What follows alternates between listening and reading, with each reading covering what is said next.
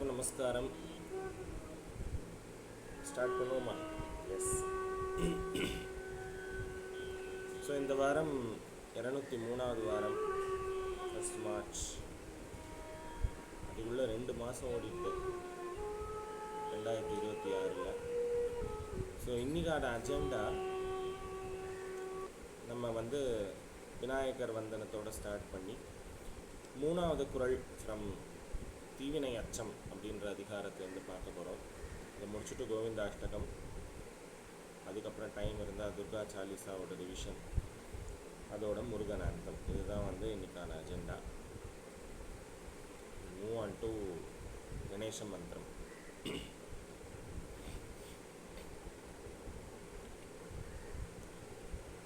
S,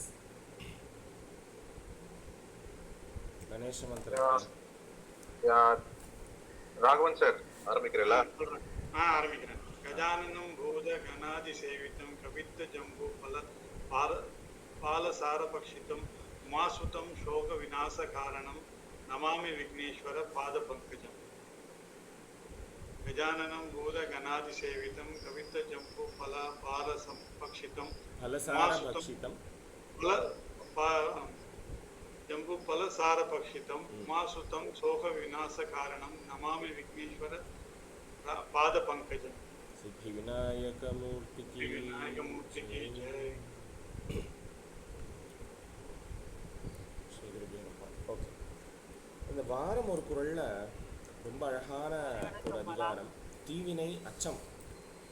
தீவினை அப்படின்ற ஒரு ஒரு ஒரு தீய செயல்கள் அப்படின்ற ஒரு செயலை முதல்ல அச்சப்படு, அது செய்வதற்கே அச்சப்படுன்னு சொல்லி பயமுறுத்துகிற மாதிரி ஒரு அதிகாரம் இப்போதைக்கு நம்மளுக்கு தெரிஞ்சது. தீவினையை கண்டு ஏன் அச்சப்படணும் அப்படின்னா, போன கிளாஸில் நம்ம எல்லாம் டிஸ்கஸ் பண்ணோம் எப்படி தீவினையினுடைய எதிர்வினை எப்படி இருக்குது அப்படின்னு சொல்லிட்டு. ஸோ அந்த வகையில் தீயவை தீய பயத்தலால் தீயவை தீயினும் மஞ்சப்படும்னு போன வாரம் பார்த்தோம். ஸோ தீவினை அப்படின்ற ஒரு விஷயத்தை தீயை விட அஞ்சு. ஏன்னா தீ ஒரு இடத்துல சுடும், தீவினை எங்கே போனாலும் பின்னாடி சுட்டுட்டே வரும் அப்படின்றார் வள்ளுவர். ஸோ ஒரு ஆஸ் எ ப்ரிவென்டிவ் மெஷர் நீ தீவினையை பண்ணாத, தீவினையை செய்வதற்கு நினைக்காத அப்படின்னு சொல்லி வள்ளுவர் சொல்கிறார். ஸோ அந்த வகையில் இந்த 3வது குறளை பார்ப்போம். ஸோ குறள் யார் சொல்லணும்? ஷீதலா மாமி. ஷீதலா மாமி. எஸ், நமஸ்காரம். அறிவினுள் எல்லாம் தலையென்ப, அறிவினுள் எல்லாம் தலையென்ப தீய செருவார்க்கும் செய்யா விடல். தீய செருவார்க்கும் செய்யா விடல். எஸ், அறிவினுள் எல்லாம் தலையென்ப, அறிவினுள் எல்லாம் தலையென்ப தீய செருவார்க்கும் செய்யா விடல். தீய செருவார்க்கும் செய்யா விடல். இப்போ இந்த ஒரு குறள்ல நம்மளுக்கு தெரியாத வார்த்தை ஒரு வார்த்தைகள் என்னென்ன?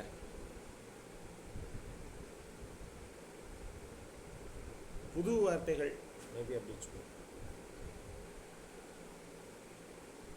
செருவார்க்கும் செருவார்க்கும் செருவார்க்கும் கரெக்ட்.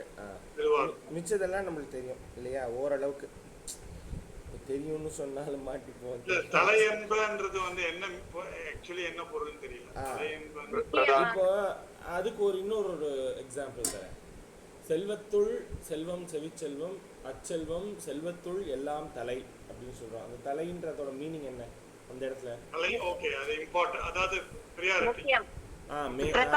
கரெக்ட். அதேதான் இங்கேயும் வருது. தலைனா தலை சிறந்த அப்படின்னு சொல்றோம் இல்லையா? அந்த ஃபர்ஸ்ட் ஆன் லிஸ்ட் அப்படின்ற மாதிரி. ஓகே, செருவார்க்கு. இப்போ செருவார்க்கு நீங்கள் இப்போ இந்த குறளை படிக்கும்பொழுது உங்களுக்கு இந்த வார்த்தையை எப்படி அர்த்தம் தெரியறது? இந்த செருவார் அப்படின்னு சொல்லும் பொழுது யாரை குறிக்கிற சொல்லா தெரியறது? ஒரு மேலோட்டமான மீனிங். செருக்கு இருக்கிற மாதிரி அந்த அந்த மாதிரி செருக்கு இருக்கிற மாதிரியா? Very good. கரெக்டு. செருவார் யார்? தீய எண்ணங்கள் கொண்டவர். மாமி? தீய எண்ணங்கள் கொண்டவர். தீய எண்ணங்கள் கொண்டவர். ஓகே. வணக்கம் தம்பி. நமக்கும் கஷ்டம் கொடுக்கிறவர்.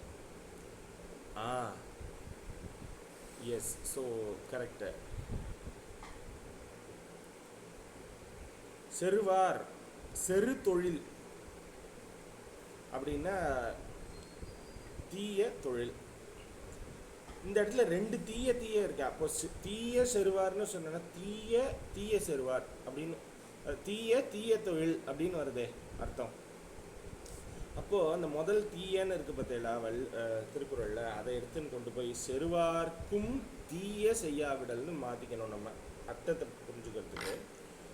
ஸோ அப்படி போட்டோன்னா இப்போ சொல்லுங்களேன், செருவார்க்கும் தீய செய்யாவிடல்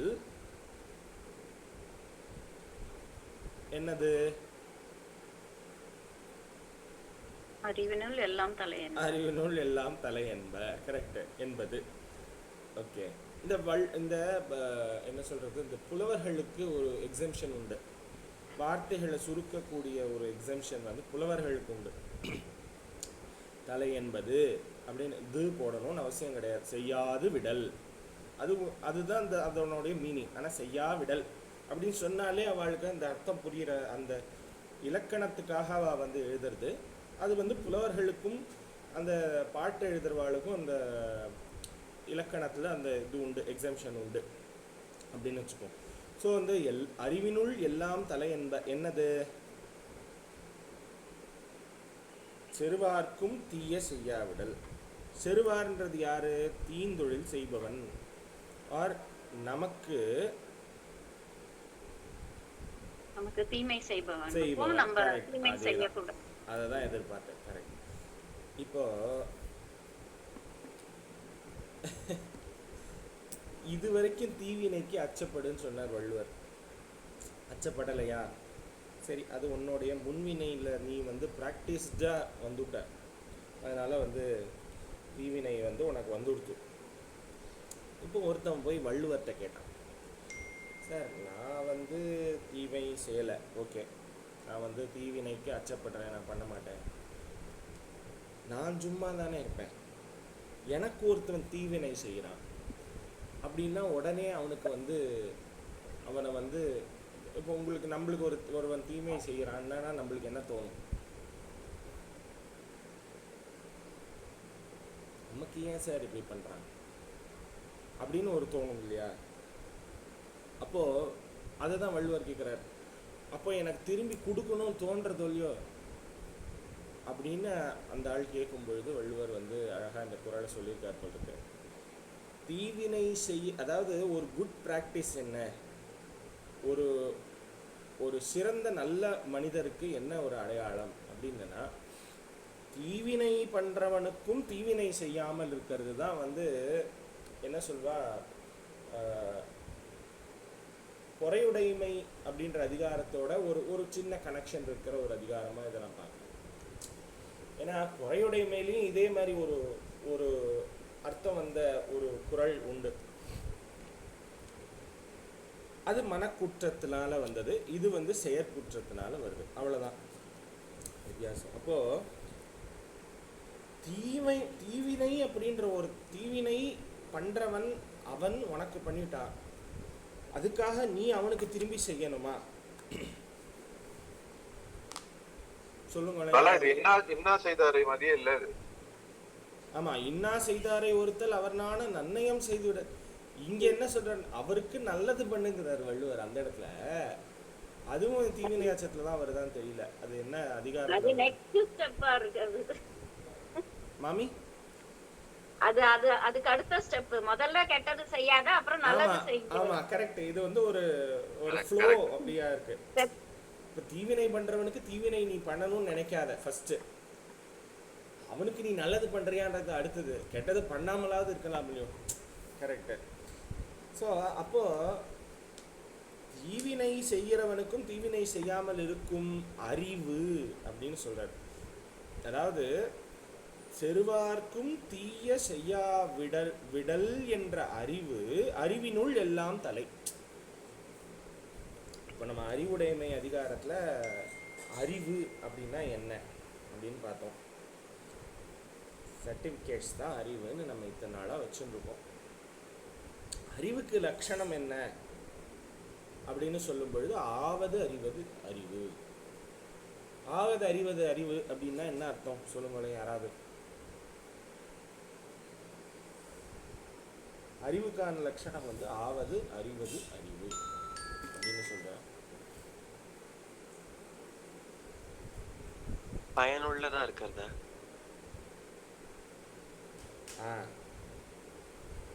கரெக்ட். எங்க நல்லது நடக்கணும் அப்படின்னு தெரிஞ்சு செய்யறது ஆவது அறிவது அறிவு. ஒரு ஒரு அறிவு அப்படிங்கிறது ஒருவனை நல்வழிப்படுத்த வேண்டும். அதுதான் அந்த அறிவினுடைய நோக்கம். ஸோ உனக்கு அறிவு இருந்தா அது உன்னை நல்வழிப்படுத்தும். அப்படி நல்வழிப்படுத்துறதுலயே சிறந்த நல்வழிப்படுத்தலான ஒரு அறிவு அப்படின்னு உனக்கு ஒன்று இருக்கு அப்படின்னா அது என்ன அப்படின்றத வள்ளுவர் இங்க சொல்றார். உனக்கு ஒருவன் தீங்கு செய்யும் பொழுது உன்னுடைய அந்த ஆணவம் வரும்ல, இவன் எப்படியா நம்மளுக்கு பண்ணலாம் அப்படின்னு அந்த ஒரு ஆணவம் வரும்ல, திருப்பி கொடுக்கணும்னு நினைக்கும்ல, அந்த இடத்துல மன்னித்தல் ஆர் அதெல்லாம் ஒன்றும் பண்ண வேண்டாம், நம்ம பாட்டுக்கு நம்ம வேலையை பார்ப்போம் அப்படின்னு இருக்கிற ஒரு பக்குவம், அந்த பக்குவம் தான் வந்து அறிவுங்கிறார். அந்த அறிவு அறிவினுள் எல்லாம் தலைன்னு இந்த இடத்துல வந்து சொல்றார். அறிவினுள் எல்லாம் தலை என்பது எது அப்படின்னா செருவார்க்கும் தீய செய்யா விடுதல் என்ற அறிவுதான். ஸோ இது இன்னொரு விதமாக நான் பார்க்குறேன். என்னன்னா ஒரு ஒரு ஒரு ஒரு இடத்துல என்னன்னா நான் சும்மா தான் சார் இருக்கேன், அவன் வந்து ஒருத்தன் வந்து நோண்டிகிட்டே இருக்கான் நம்மளை, திரும்பி திரும்பி அவன் வந்து இது பண்ணிட்டு இருக்கான் அப்படின்னா பெரியவா மகான்கள் அவளை என்ன சொல்றான்னா, நீ வள்ளுவரே என்ன சொல்றான்னு வச்சுக்கோமே, நீ வந்து 3 குற்றங்களை நான் எடுக்கணும்னு நான் சொல்றேன். ஒன்று வந்து மனக்குற்றம், இன்னொன்று வாக்கின் குற்றம், இன்னொன்று உடலால் செய்யும் குற்றம், வினை குற்றம். இப்போ வள்ளுவர் என்ன சொல்ற, நீ 3த்தையும் நீ விடலை, நீ என்ன பண்ற, நீ அவனை வந்து உடலால் அவனுக்கு நீ திரும்பி ஒன்றும் செய்யாமல் இருக்க, வாக்கால நீ பேசாமையும் இருக்கேன்னே வச்சுப்போ, நீ வினையும் பண்ணலை வாக்காலும் ஒன்றும் செய்யலை, ஆனால் மனசில் அவனை பற்றி நினச்சிட்டே இருக்க, அவனுக்கு இதை திரும்பி தரணும் அப்படின்னு நீ நினச்சிட்டு இருக்க அப்படின்னா அதுவும் வந்து ஒரு வினைக்கு காரணமாயிடுறது. அதனால கூட அவன் வந்து உன்னை வந்து திரும்பி திரும்பி வந்து நோண்டின்னு இருக்கானோ அப்படின்ற மாதிரி. ஸோ அந்த மனதால் நினைப்பதும் ஒரு செயல் அப்படின்னு சொல்லி வள்ளுவர் சொல்றார். ஸோ அதனால தான் அந்த அளவுலையும் நீ வந்து ஒரு நியூட்ரல் ஆயிட்ட அப்படின்னா கிடையாது. இதை வந்து ஒரு எக்ஸாம்பிளாக நம்ம எங்கே போகலான்னா, இப்போ நான் வந்து கேட்குறேன் உங்கள்கிட்ட, இது நான் வந்து இதனுடைய குறளினுடைய சாரத்தை சொல்லிட்டேன். இதுலேருந்து நீங்கள் எக்ஸாம்பிள்ஸ் ஃப்ரம் ராமாயணம் மகாபாரதம் ஒரு ஃபியூ எக்ஸாம்பிள்ஸ், நிறைய எக்ஸாம்பிள்ஸ் கொடுக்கலாம், ரெண்டுத்துலேருந்தும் ஒரு ஃபியூ எக்ஸாம்பிள்ஸ் கொடுங்களேன். எனக்கு அதுக்கு முன்னாடி ஒரு கேள்வி இருக்கு. இப்போ இது வந்து பிட்வீன் இண்டிவிஜுவல்ஸ் இட்ஸ் ஃபைன், வந்து நீ பண்றது பண்ண வேணாம். இப்போ பிட்வீன் நேஷன்ஸ் வந்து நேற்று வாரெல்லாம் வந்து திருப்பி கொடுக்காம எப்படி ரிட்டாலியேட் பண்ண இல்லையா? இது கரெக்ட் தான். திருப்பி கொடுப்போம் சொல்றோம்ல, திருப்பி கொடுப்போம்னு சொல்றோம், கரெக்டு. பட் அந்த இடத்துல இப்போ வந்து என்ன சொல்றது, இது இதோட கேஸ் மகாபாரதத்தில் எடுத்துப்போமே, பாஞ்சாலிக்கு வந்து என்ன சொல்றது வஸ்திராபகரணம் நடந்துருத்து. பாஞ்சாலி அங்கேருந்து வேகமாக வந்து இந்திரபிரஸ்தத்துக்கு போகிறான். இவனை வந்து திரும்பி அடிச்சே ஆகணும், அவங்கள ஒன்றும் இல்லாமல் பண்ணணும்னு போகிறான். இந்த கோபாவேசத்தோட போறான்னு சொல்லி மகாபாரதத்தில் வருது. இந்த சபா பர்வான்னு இதில் வருது. ஸோ அதில் வந்து என்ன ஆகுதுன்னா, அந்த சபா பர்வா அந்த சபையில் இது முடித்த உடனே இவாளை விட்டுட்டு இவ பாட்டுக்கு போகிறாளாம், நேராக இந்த பிரஸ்தத்தில் போய் இருக்கா. அப்போது பகவான் வரார், ஸ்ரீ கிருஷ்ணர் வரார், வந்து இவளை வந்து பாசிஃபை பண்ணுறதுக்காக வரார். கிருஷ்ணனும் திருஷ்டத்யும்னனும் வரான்னு சொல்லி தான் அந்த ஸ்லோகங்களில் இருக்குது. ஏன்னா திருஷ்டத்யும்னன் வந்து ஐ கெஸ் அவனு அந்த இவளோட அண்ணா. ஸோ அப்போ வந்து என்ன சொல்கிறாருன்னா, கிருஷ்ணர் வந்து ஃபஸ்ட்டு எடுத்த உடனே அவர் என்ன சொல்கிறார், நீ வந்து கண்டிப்பாக அவளுக்கு வந்து இது பண்ணுவோம், அதாவது என்ன சொல்கிறது, திரும்பி அடிப்போம், ஆனால் ஃபஸ்ட்டு நீ அவளை மன்னிச்சுடுன்றார். ஏன் அப்படின்னா, இது வந்து உன்னுடைய தனிப்பட்ட ஒரு குரோதத்தின் வெளிப்பாடாக நீ வந்து பண்ணாத. இந்த மாதிரி ஒரு ராணியாக மகாராணியாக இருக்கிற ஒருத்திக்கே இந்த ஒரு அவல நிலை இருக்குது அப்படின்னா, சாதாரண பெண்களுக்கெல்லாம் எப்படி இருக்கும்னு நீ நினச்சிட்டு அந்த மாதிரி ஒரு தர்மத்தின் சிந்தனையில் நீ வந்து ஒரு தர்ம யுத்தமாக பண்ணு அப்படின்னு தான் பகவான் சொல்ற. அப்படி இருந்தனா அதனுடைய பலன், நீ பண்ணுறதோடைய பாப புண்ணிய பலன்கள் எல்லாமே வந்து பகவானை போய் சேரும் அப்படின்னு ஒரு எடுத்துக்காட்டு சொல்கிறார். இதை நான் வந்து இன்னைக்கு எக்ஸாம்பிளாகவே கோட் பண்ணணும்னு நினச்சிருந்தேன். ஸோ இந்த மாதிரி, ஆனால் என்ன ஒரு, அதாவது உனக்கு வந்து என்ன சொல்கிறது, தீமை தான் பண்ண போகிறான்னு தெரிஞ்சுமே தர்மர் வந்து போகிறார், இது என்னுடைய தர்மம்னு நினச்சிட்டு. ஸோ அதுதான் இப்போ இந்த யுத்தத்தினுடைய பார்வை மாறணும் இல்லையா, அந்த பார்வை மாற்றினவர் பகவான். அவர் வந்து என்ன சொல்கிறார், நீ வந்து இதை வந்து உன்னுடைய யுத்தமாக எடுத்துட்டேன்னா உனக்கு திரும்பி அது வந்து கிடைக்கிறது. ஸோ எதிர்வினை உனக்கு உன்னுடைய வினையாக ஆயிடுறது, இது நீ வந்து ஒரு தர்ம யுத்தமாக பண்ணு அப்படின்னு சொல்லிட்டு சொல்கிறேன். ஸோ வாரே பண்ணக்கூடாது அப்படின்னு சொல்லலை. ஸோ இந்த இடத்துல வந்து நீ வந்து இதுக்கு திருப்பி கொடுக்கணும் அப்படின்னு நினச்சின்னு கொடுக்காத. இத்தனை பேரோட இது, அதாவது என்ன சொல்கிறது, தர்மமாக எப்படி வந்து டேர்ன் பண்ணணும் அப்படின்றது ரொம்ப அழகாக வந்து மகாபாரதத்தில் கிருஷ்ணர் வந்து அழகாக சொன்ன ஒரு இது இருக்குது. ஸோ அந்த மாதிரி எடுத்துக்க வேண்டியதான். நீங்க சொன்னது ரொம்ப அழகா இருக்கு. க்ஷத்ரிய தர்மம்ங்கிறது வேற. ஆமா, க்ஷத்ரியர்களுக்கும் இன்னொரு அவளோட தர்மம் வேற. நீங்க கொடுத்த எக்ஸாம்பிள் ரொம்ப நல்லா இருந்துச்சு. கிருஷ்ணர் சொன்னது ரொம்ப நல்லா இருந்துச்சு. ஆமா. ஸோ அதனால நீ வந்து கிருஷ்ணரை தான் சொல்றாரு, நீ வந்து உன்னுடைய ஒரு தனிப்பட்ட ஒரு குரோதத்தை நீ வந்து அவள் மேலே காமிக்கணும்னு நினச்சேன்னா திரும்பி அது உனக்கே வந்து அடுத்து ஒரு இதுவாக வருது.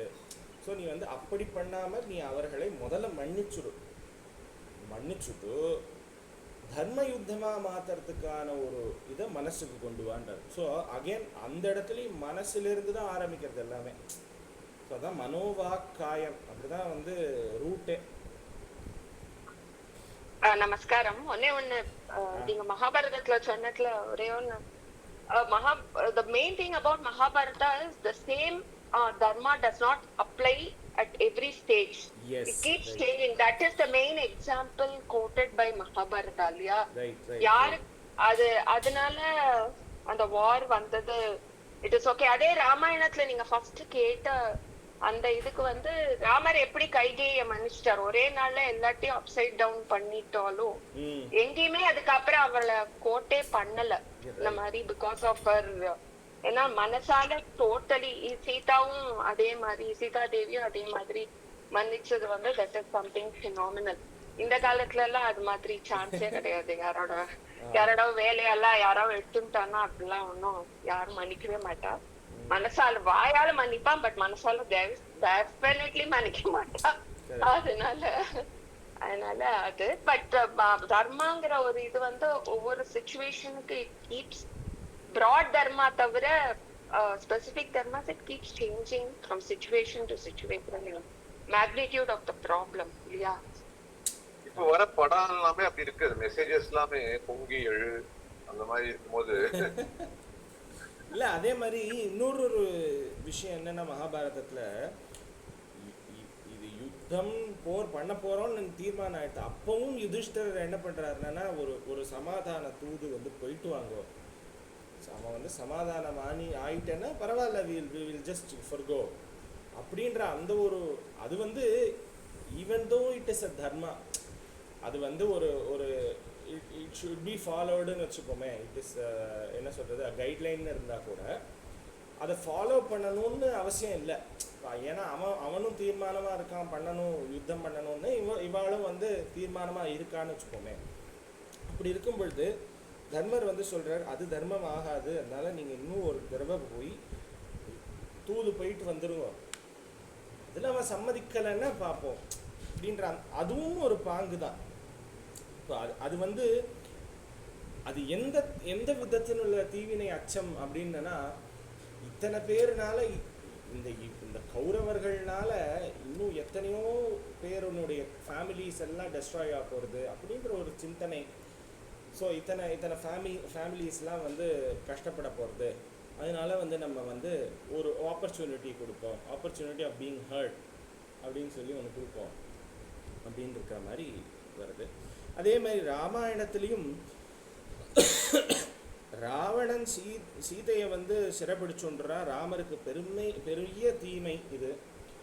இருந்தாலும் அந்த கடைசி போரில் கூட ராவணன் நிராயுதபாணியாக நிற்கும் பொழுது நீ வந்து சொல்கிற இன்னைக்கு போயிட்டு நாளைக்கு வா, ரொம்ப சிம்பிளாக சொல்லிட்டார் ராமர்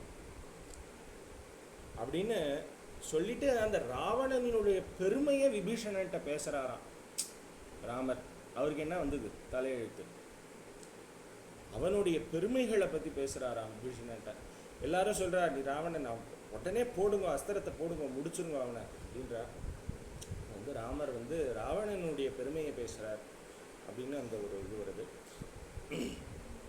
அப்பையும் ஒரே ஒரு இது வந்து ராமாயணத்துல அப்ளை ஆகுற அந்த தார்மிக் பிரின்சிபல்ஸ் பை எவ்ரிவன், அது வந்து துவாபர யுகத்துல ஏன்னா அந்த யுகமே மாறிடுறது, அந்த டெண்டன்சி எல்லாமே மாறிடுறது. சோ அங்க அப்ளை ஆன அந்த இது வந்து துவாபர யுகத்துல அப்ளை ஆகல. ஏன்னா அந்த Krishna strategies, Lord Krishna strategy எல்லாமே சேஞ்ச் ஆயிட்டு, ஏன்னா அந்த யுகத்துல அதுதான் கரெக்ட் அப்படிங்கிற மாதிரி தான். அதே மாதிரி கலியுகத்துல இது கம்ப்ளீட்லி டிஃப்ரெண்டா இருக்கும். நம்மளுக்கு அதுக்கு வந்து தான் திருக்குறள் மாதிரி இருக்கிறது, பகவத்கீதை மாதிரி இருக்கிறது கேட்டா கொஞ்சமாவது தார்மிகா இருக்கிற ஒரு டெண்டன்சி வரும். பட் எல்லாத்துலயும் அந்த பேசிக் பிரின்சிபல் சேஞ்ச் ஆகல பாருங்க. Correct correct. ஸோ அந்த தர்மம்ன்றது சேஞ்ச் ஆகல, தர்மத்தினுடைய ஒரு அப்ளிகேஷன் டிஃப்ரெண்ட்டாக இருக்கே தவிர அதனுடைய பேசிக் பிரின்சிபல் வந்து சேஞ்ச் ஆகல பாருங்க. Correct.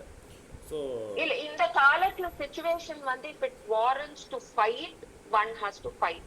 That is no two ways about it. வந்து we cannot shy away saying that it is part of dharma. னால yes நம்மளுக்கு தைரியம் இல்ல, அது வேற விஷயம். But then if somebody is fighting for a good cause, not அந்த Gowri sir சொன்ன மாதிரி பொங்கியை அந்த மாதிரி எல்லாம் பண்ண முடியாது. But situation அது ரொம்ப அது definitely they are provoking. இல்ல அந்த இப்ப வர மெசேजेस அப்படி இருக்குங்கற பொங்கி எழுதி கரெக்ட்டா பாயிண்ட் அவுட் பண்ணாரு, வேணும்ட்டே தூண்டி விடுறாங்க. அதனால அப்படி லைக் டெஃபினட்டா நம்ம ஒரு தப்பான காரியம் பாக்குறோம்னா அப்ப நம்ம வந்து அந்த கரேஜ் கொண்டு வந்து பேசத்தான் வேணும். சோ அதுதான் இந்த மூணாவது குறள். அறிவினுள் வேற யாரோ கூட இப்ப சொல்ல வந்தா ஆக்சுவலா. Yes, please.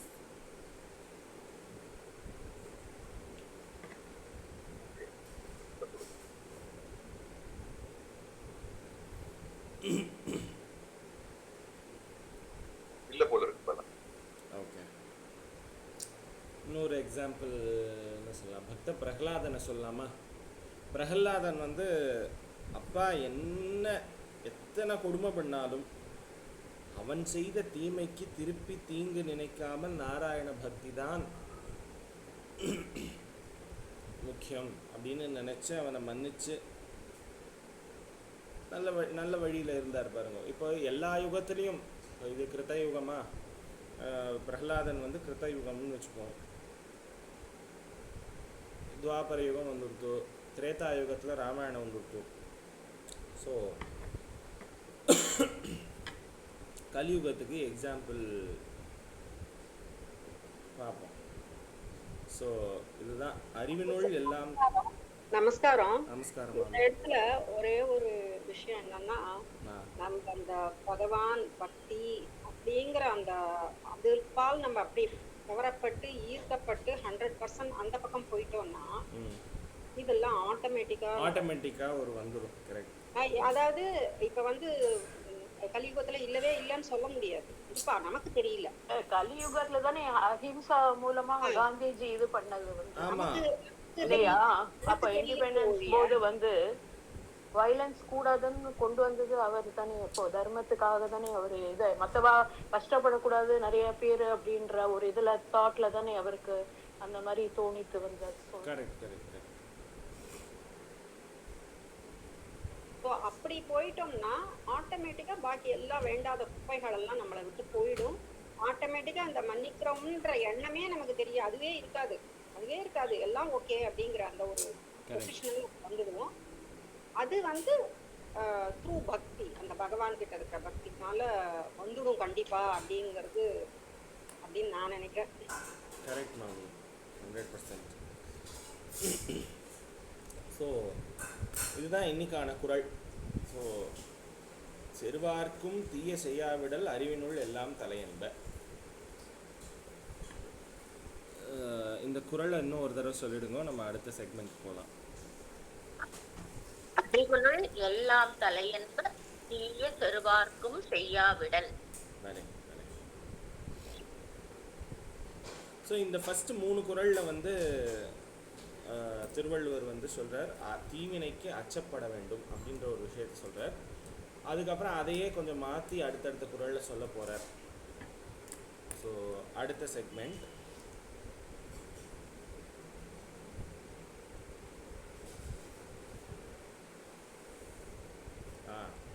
ரொம்ப நாளாச்சு.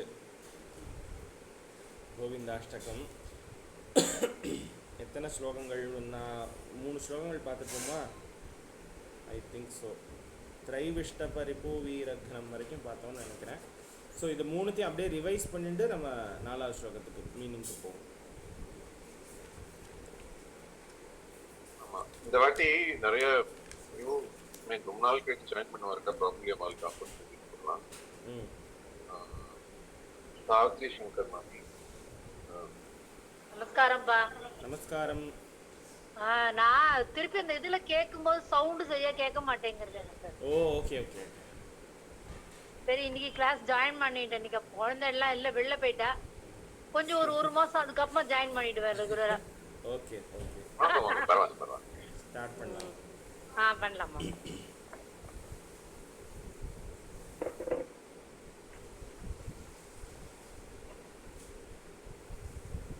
நீங்க சொல்லணும் போல இருக்கு.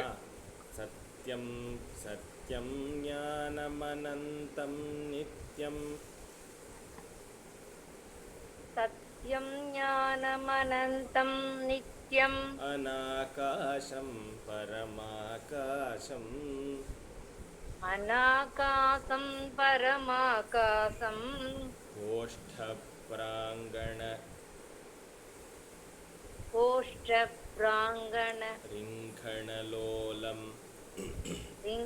ரிங்கணலோலம். அநாயாசம் பரமாயாசம். அநாயாசம் பரமாயாசம். மாயாகல்பித நானாகாரம். நானாகாரம். அநாகாரம் புவனாகாரம். அநாகாரம் புவனாகாரம். க்ஷ்மாமாநாதம். க்ஷாமாநாதம். அநாதம் பிரணமத. அநாதம் பிரணமத. கோவிந்தம் பரமானந்தம். கோவிந்தம் பரமானந்தம். ஃபுல்லா ஒரு தடவை சொல்றேல. सत्यं ज्ञानानन्दं नित्यम् अनाकाशं परमाकाशं कोष्ठप्राङ्गण रिङ्गणलोलमान् लोलम् अनायासं परमायासं मायाकल्पितनानाकारम् अनाकारं भुवनाकारं அது श्यामानादं மட்டும் இந்த க்ஷ்மா மாநாதம் श्यामा ஈக்ஷ்மா க்ஷ்மான்னு வச்சுக்கோங்க. इक्ष्मानादं ஆஹா अना- இக்ஷு மாமா அது வரணும். இக்ஷ்மா ஓகே. க்ஷ்மா. ओके इक्ष्मानादम् अनादं प्रणमद गोविन्दं परमानन्दम् இதுல இந்த க்ஷ்மாமாநாசத்துக்கு பதிலா இன்னொரு பதம் கூட இருந்தது. நான் அது என்னன்னு பார்த்து சொல்றேன். ஸோ 2 பாடபேதம் இருக்கு அதில். ஸோ அது ஈஸியாக இருக்குன்னா அதை வச்சுக்கலாம். ஸோ இது கஷ்டமாக இருக்குன்னா விட்டுருவாங்க. அதனால ஒன்றும் இல்லை. ओके ஆனால் இதுதான் வந்து ஒரிஜினல் ஸ்கிரிப்டுன்ற மாதிரி பார்த்தேன்னா அதனால இதை போட்டிருக்கேன். க்ஷ்மாமாநாதம் ओके இல்லை श्यामानादं இக்ஷு இக்ஷ்மா. க்ஷுன்னு சொல்வேன் இல்லையா? அம்மா லக்ஷ்மி அந்த க்ஷு மா ரெண்டுத்தையும் சேர்க்கணும். க்ஷ்மா. இக்ஷ்மா அந்த இக்ஷ்மானாதம் ஈயை விட்டுருங்கோ. க்ஷ்மான்னு மட்டும் வச்சுக்கோங்க. ओके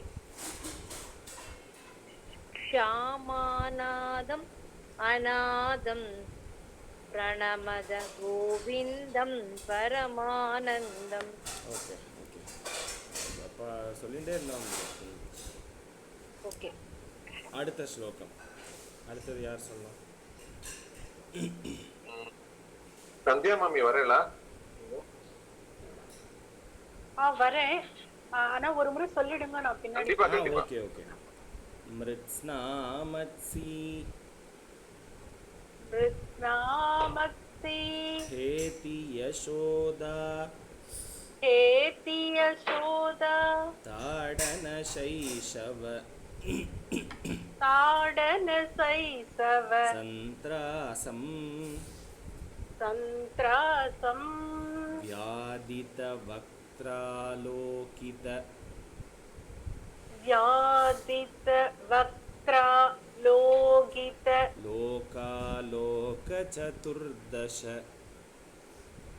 लोका लोक चतुर्दश लोकालिं लोकालिं लोकत्रयपुर लोकत्रयपुर मूलस्तम्भं मूलस्तम्भं लोकालोकं लोकालोकम् अनालोकं अनालोकं लोकेशं लोकेशं परमेशं प्रणमत प्रणमेशं प्रणमत परमेशं प्रणमत परमेशं प्रणमत गोविन्दं परमानन्दम् गोविन्दं परमानन्दम् ட்ரை பண்ணுறீங்களா ஃபுல்லாக? मृत மிருத்ஸ்னா मृत्सा மிருத்ஸ் ஆமாம் மிருத்ஸ்னா मृत्स्ना मत्सिहरेति யசோதா यशोदा ताडन शैशव शैशव संत्रासं व्याधितवक्त्रालोकितलोका चतुर्दशलोकविं लोकालिं लोकालिं लोकत्रयपुरमूलस्तम्भं लोकालोकमनालोकम् लोकेशं परमेशं प्रणमत गोविन्दं परमानन्दम् பலே பலே பலே சூப்பர். அடுத்த இன்னொரு ஸ்லோகம். முறையா? Okay ma'am, thank you thank you. வேற யாராவது வரீங்களா? சந்திரிகா மம்மி. வரேன். எஸ். ஆ. त्रयीविष्टप रिपुवीरघ्नं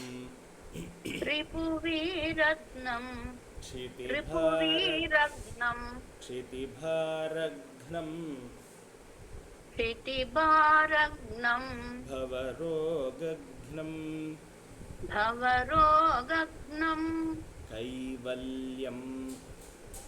कैवल्यं नवनीताहारम्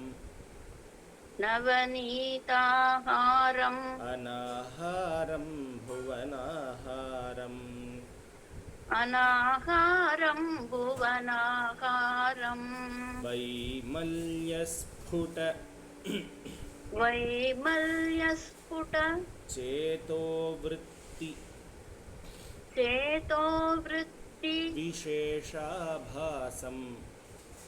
विशेषाभासम् अनाभासं शैवं केवलशान्तं प्रणमत गोविन्दं परमानन्दम्.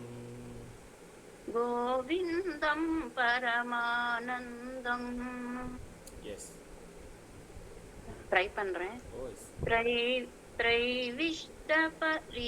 ரிபுவீரக்னம் क्षितिभारघ्नं भवरोगघ्नं कैवल्यं नवनीताहारम् अनाहारं भुवनाहारं वैमल्यस्फुटचेतोवृत्ति विशेषाभासमनाभासं शैवं केवलशान्तं प्रणमत गोविन्दं परमानन्दम्.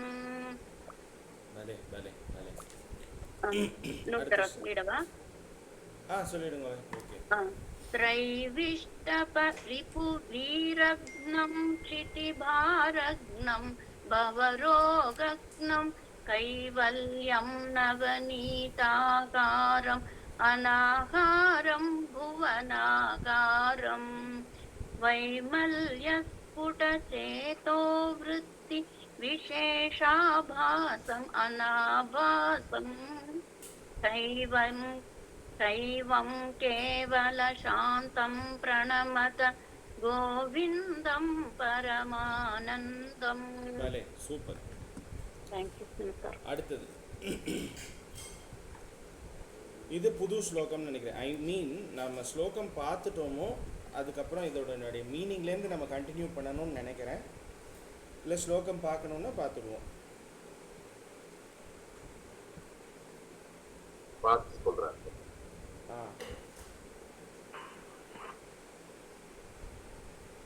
ஓகே, யார் சொல்லணும்? ஸ்லோகத்தோட பார்த்துருவோமா? அதனால ஒன்றும் இல்லை. சரி, ஓகே. பிரீதா பிரமோத். प्रीता मैम नमस्ते. गोपालं प्रभुलीला विग्रह भले गोपालं कुलगोपालं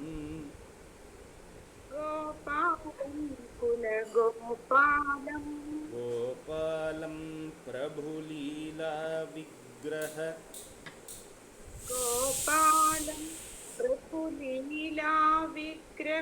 गोपालं कुलगोपालं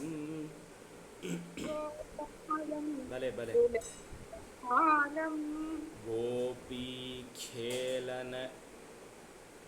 गोपीखेलन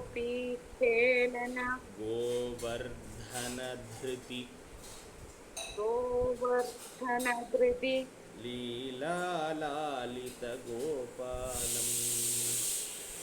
लीलालालित गोपालम् गोपीखेलन गोवर्धनधृति गोपी खेलन गोवर्धन कृति लीलालालितगोपालम् लीलालालित गोपालम् गोभिर्निगदित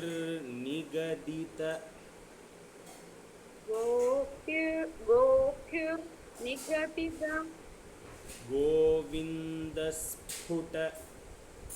गोविन्दस्फुट नामानं बहुनामानं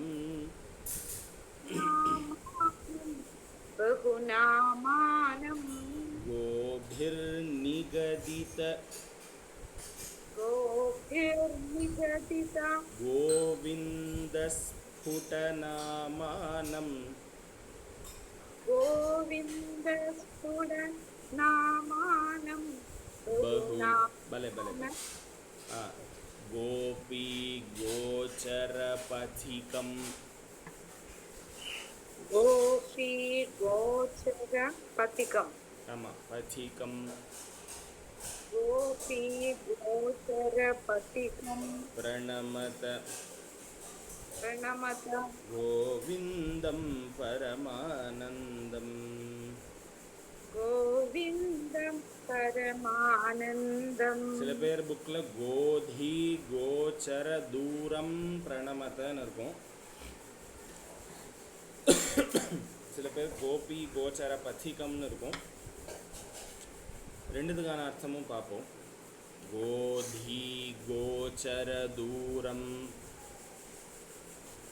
गोपी गोचर पथिकम् இது this is gopi gochara pathikam only. We have another patha bhedam as godhi gochara duram.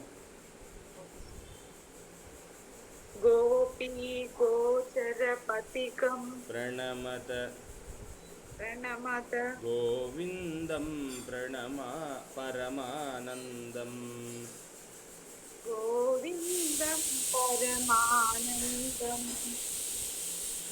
Fulla गोपालं प्रभुलीला विग्रह गोपालं कुलगोपालं गोपीखेलन गोवर्धन धृति लीलालालितगोपालम् गोभिर्निगदित गोविन्दस्फुट नामानं बहुनामानं गोपी गोचरपथिकं प्रणमत गोधी गोचरदूरं प्रणमत गोविन्दं परमानन्दम्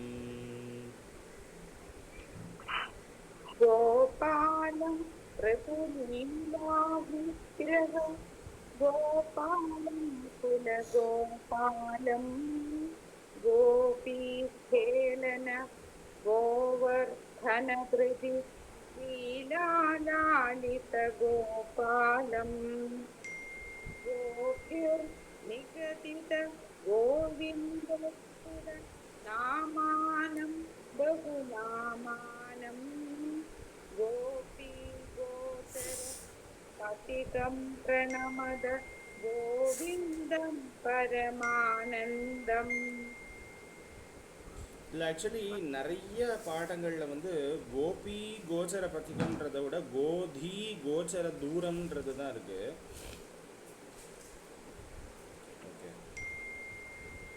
One more time, sir. Okay ரெண்டுத்துக்கான மீனிங்கும் பார்த்துரும். Correct ma'am, super. Yes. One more time. One more time please. Yeah. गोपालं प्रफुल्लिलाविग्रह गोपालं कुलगोपालं गोपीखेलन गोवर्धनधृति लीलालालितगोपालं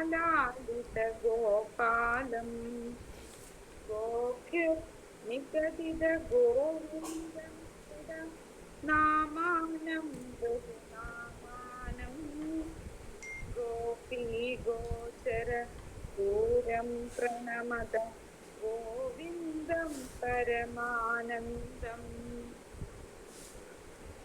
பலே. எஸ், பகவான் வெறும்னு எப்படி என்ன சொல்றது, சிந்தனைக்கு அப்பாற்பட்டவனா இருந்தால் அவன் எப்படி வந்து நம்மளுக்கு வந்து அருள் பண்ணுவான், எப்படி வந்து நம்மளுக்கு பண்ணுவான், நம்மளுக்கு விஷயங்களை பண்ணுவான் அப்படின்னு சொல்லி ஒரு யோசனை வரும் சில பேருக்கு. அதை கிளாரிஃபை பண்ணுற மாதிரி சொல்கிறார், பகவானை அவ்வளோ அச்சிந்திய ரூபமாக நினச்சுண்டு பக்தி பண்ணாமல் போயிடாத. நீ என்ன பண்ணு, அதாவது அவன் அவன் மனசாலும் நம்மளால் நினைக்க முடியாத அளவுக்கு அவன் சக்தி வாய்ந்தவன். அவன் இஷ்டம் போல உலகத்தில் அவதாரம் பண்ணி லீலைகள் பண்ணுறவன் அப்படின்றத சொல்கிறதுக்காக தான் இந்த ஸ்லோகத்தை சொல்கிறார். கோபாலம், கோப வேஷம் போட்டுண்டு பசுக்களை காப்பவன் அப்படின்னு சொல்கிறார்.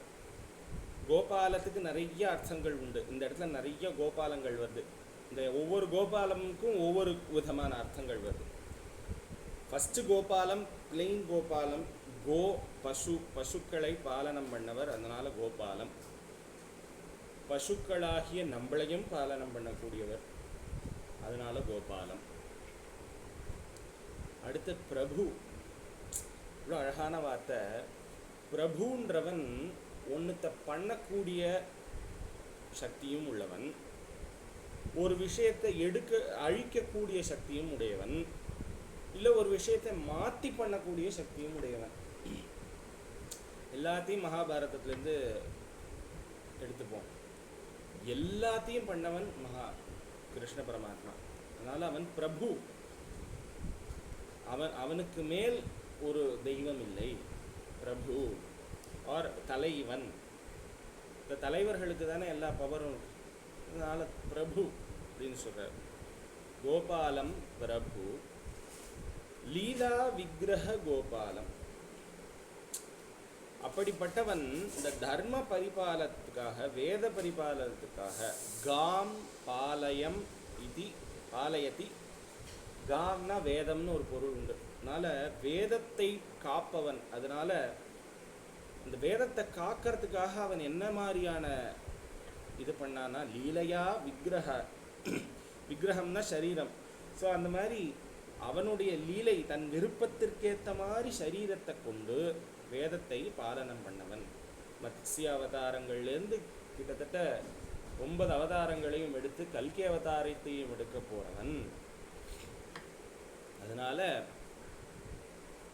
லீலையா விக்கிரக காம் பாலனம் இது லீலா விக்கிரக கோபாலம். அழகா சொல்றார். அதுக்கப்புறம் குலகோபாலம். இந்த குலகோபாலம் அப்படின்னு சொல்லும் பொழுது கௌ லீயத்தே இதி குலஹா. அதாவது பூமி, கௌனா பூமி, லீயத்தேனா மறையிறது. ஸோ பூமியில் மறையக்கூடிய சரீரத்தை, பூமியில் மறையக்கூடியது என்னது? சரீரம். இந்த சரீரத்தை குலம், அதுதான் குலம்.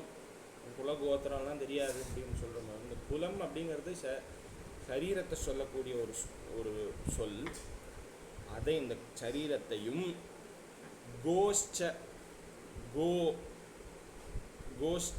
கோஹோ அப்படின்னா இந்திரியங்கள், இந்த இந்திரியங்களையும் பாலயதி, எவன் ஒருவன் காக்கிறானோ அவன் குலகோபாலம். அப்படிப்பட்டவன் பகவான் சொல்லிட்டார். எப்படி இந்திரியங்களை இது பண்றார், எப்படி காக்கிறார் சரீரத்தையும் இந்திரியங்களையும் சேர்த்து அப்படின்னா, இந்த ஜாகிரத் ஸ்வப்ன சுஷுப்தின்னு ஒரு 3 நிலைகளில் நம்ம இருப்போம்.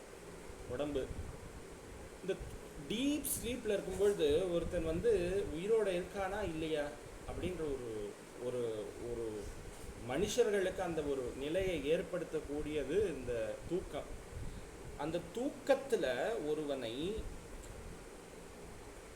என்ன சொல்கிறது, ஒருவன் உடம்புல பிராணனையும் உடம்பையும் சேர்த்து காப்பவன் பகவான் அப்படின்னு சொல்கிறது தான் அந்த குலகோபாலம். ஸோ ரெண்டும் ஃபங்க்ஷன் பண்ணுறத கரெக்டாக ஒன்றுக்கு ஒன்று சேர்ந்துண்டு அந்த சேர்ந்து வைக்கிற ஒரு வேலையை பண்ணுறவன் பகவான் குலகோபாலம். அடுத்த லைன் ரொம்ப அழகு.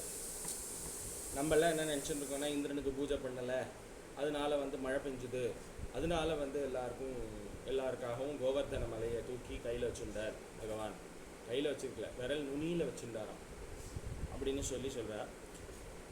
இந்த இடத்துல சொல்கிற ஆதிசங்கரர் பார்த்துட்டே சொல்கிறாரோ என்னமோ தெரியல, கோபி கேலன கோவர்தன திருதி. அதாவது இந்த கேர்ள் ஃப்ரெண்ட்ஸ் கிட்டலாம் ஒரு அனாயாசமாக ஒரு விஷயத்தை பண்ணாதான் அவளுக்கு ஒரு லைக்கிங்.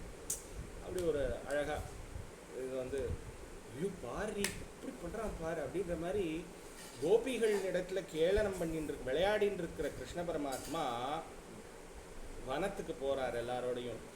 அப்போ அந்த இடத்துல மழை பெய்யறதா, அதனால அவர்களை ரட்சிக்கிறதுக்காக கோவர்தன மலையை எடுத்து விளையாட்டா தூக்கி, கோவர்தன திருதி லீலா லாலித கோபாலம், எவ்வளோ அழகா போட்ட, விளையாட்டா தூக்கி அவர்களை காத்தவன், கோபிக்களை காத்தவன். கோபிர் நிகதித கோபிஹி, கோபிஹி அப்படின்னு சொல்லி ஆரம்பிக்கிற வேத வாக்கியங்கள், அதனால் நிகதிதம் பேசப்படுபவன். கோபிர் நிகதிதம் கோவிந்த ஸ்புட நாமானம். இப்படிப்பட்ட பகவான் எந்த நாமத்தினால ரொம்ப அப்படி ஜொலிக்கிறான் அப்படின்னா கோவிந்தன். கோவிந்தா கோவிந்தா கோவிந்தான்னு இப்போ பகவானுக்கு எத்தனை நாமங்கள் இருந்தாலும் கோவிந்த அப்படின்ற ஒரு நாமம் அவ்வளோ ஒரு பகவானுக்கு க்ளோஸான நாமம். இந்த கோவிந்த நாமத்தினால ஸ்புடம் அப்படின்னா அப்படி ஜொலிக்கிறவன், பிரசித்தமானவன், பிரைட். ஸ்புடன்னு நிறைய மீனிங் இருக்கு. ஸோ அதில் ஜொலிக்கிறவன், கோவிந்தம் சொல்லக்கூடிய நாமத்தினால ஜொலிக்கிறவன். அப்போ உனக்கு வெறும் கோவிந்தன் தான் நாமம் இருக்கா? இல்லை, பகு நாமானம், நிறைய நாமங்கள் இருக்கு. பகு அப்படின்னா எண்ணிறந்த ஒரு, we cannot count his namas அப்படின்ற மாதிரி இருக்கக்கூடிய பகவான் எல்லாம் சொல்றார். இப்படி இதுல இந்த இடத்துல தான் அந்த கோதி கோச்சர தூரம் அப்படிங்கிறது தான் மேபி இந்த லைனுக்கு சூட் ஆகும் நான் ஃபீல் பண்றேன். ஏன்னா கோபி கோச்சர பத்திகம், ஸோ கோபிகள் கோபிகளோட லீலை பண்ணவர், அதனால பகவான் அப்படின்னு சொல்லலாம். அது மீனிங்.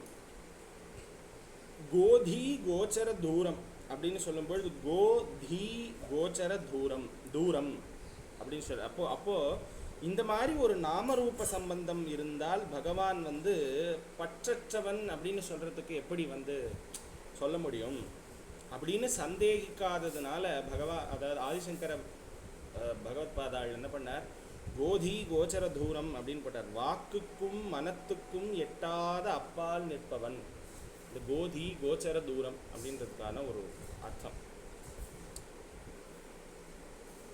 ஸோ இப்படியும் இருப்பவன் அப்படியும் இருப்பவன் அப்படின்ற அப்போ இந்த இடத்துல கோதி கோச்சர தூரம் தான் கரெக்ட்.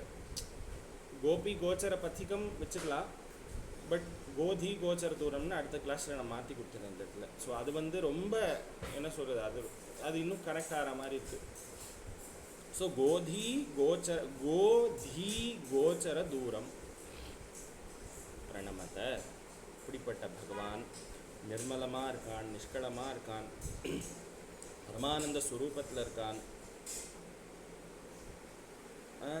அதே மாதிரி எதுக்குமே எட்டாத மாதிரியும் இருக்கான், உடையும் இருக்கான், அங்கேயும் இருக்கான். இப்படி பகவானால் மட்டும்தான் இருக்க முடியும். அப்படிப்பட்ட கோவிந்தம், பரமானந்த கோவிந்தனை நான் பஜிக்கிறேன், பிரணமத வணங்குகிறேன் அப்படின்னு சொல்கிறார். பகு நாமானம், அவன் எத்தனையோ நாமங்கள். சர்வாணி ஏதானி நாமானி பரஸ்ய பிரம்மணோ ஹரேஹே அப்படின்றது புராண வாச்சனம். எல்லா தெய்வங்களின் பெயர்களும் பரபிரம்மமான ஹரியின் பெயர்களே அப்படின்னு சொல்றார். சர்வாண்யேதானி நாமானி பரஸ்ய பிரம்மணோ ஹரேஹே. ஹரியினுடைய நாமந்தான் எல்லா தெய்வங்களுடைய நாமம் அப்படின்னு சொல்றார். ஸோ அந்த மாதிரி கோவிந்தஸ்புட நாமானம் பகுநாமானம் கோதி கோச்சர தூரம், அப்படி வாக்குக்கும் மனத்துக்கும் எட்டாத அப்பால் இருக்கக்கூடிய பகவானை பிரணமத, கோவிந்தனை பரமானந்தனை பஜிக்கிறேன், வணங்குகிறேன். பிரணமத. ஸோ கோபாலம் பிரபு லீலா விக்கிரக கோபாலம் குலகோபாலம் கோபி கேலன கோவர்தன திருதி லீலாலாலித கோபாலம் கோபிர் நிகதித கோவிந்த ஸ்புட நாமானம் பகுநாமானம் கோதி கோச்சர தூரம் பிரணமத கோவிந்தம் பரமானந்தம் அப்படின்னு சொல்லி இந்த 4வது ஸ்லோகத்தில் ஆதிசங்கர பகவத் பாதாள் ஸ்துதி பண்றார் கோவிந்தனை. எஸ். ஸோ இந்த ஸ்லோகத்தை ஒரு தடவை சொல்லிடுங்க. அடுத்த ஸ்லோகத்துக்கு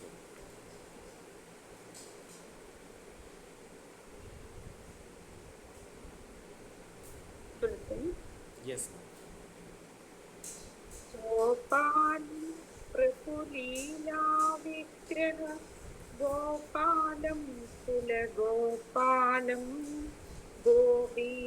गोपीखेलन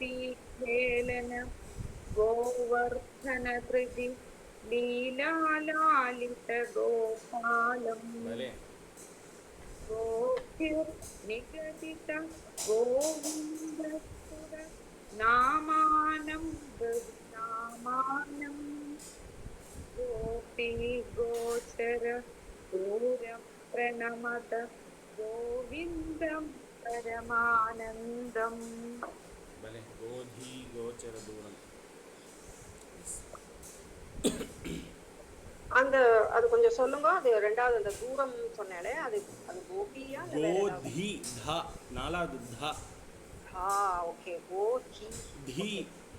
ஓகே. கோன்னா நம்ம வேதம்னு கூட எடுத்துக்கலாம். வேதத்தாலும் அறியப்படாதவன். கரெக்ட். அதனாலும் அறியப்பட முடியாது. இப்போ வேதமே அவன் வாயிலிருந்து வந்தது, ஆனால் அதனாலும் அவனை அறியப்படாதவன். அந்த தீஹி கோதீஹி. ஓகே. 4வது தா சொல்றேன். ஆமா ஆமா. Okay. Thank you. Okay ma'am. So அழகான 4வது ஸ்லோகம் பார்த்தோம். அடுத்த ஸ்லோகம் வந்து டைம் இருக்கா? 1 நிமிஷம் தான். ஓகே பலே.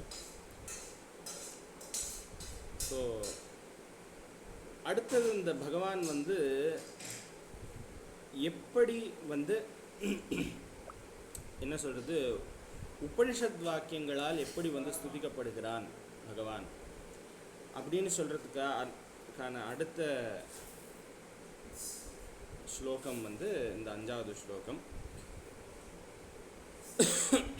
ஸோ முந்தின இந்த 4வது ஸ்லோகத்துக்கும் 5வது ஸ்லோகத்துக்கும் கிட்டத்தட்ட ஒரு சில என்ன சொல்கிறது கோயின்சைட் ஆகுது ஒரு சில விஷயங்கள்.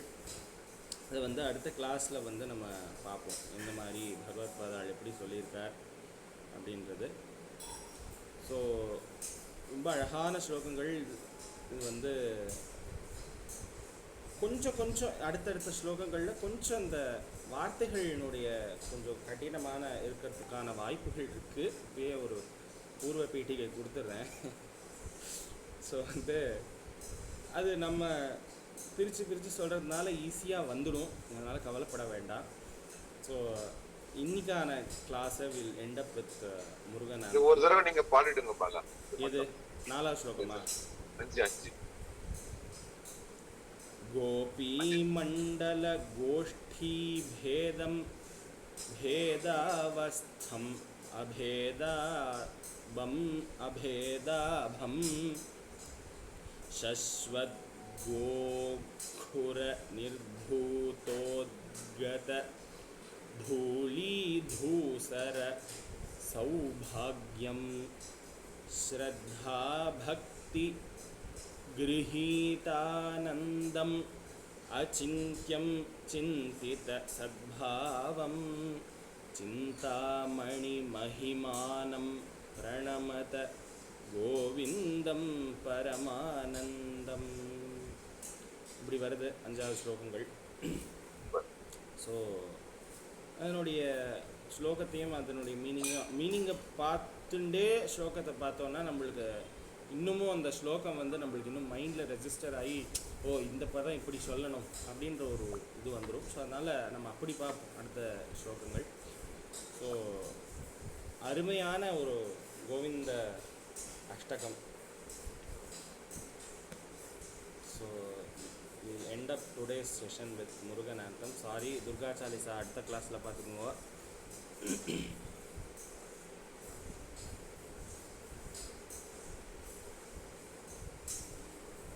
அடுத்த class women's day, international women's day special Durga Chalisa. ஆமாம், யார் வேணா வாலண்டியர் பண்ணலாம். எஸ், நான் சொல்கிறேன். நமஸ்காரம். நமஸ்காரம்.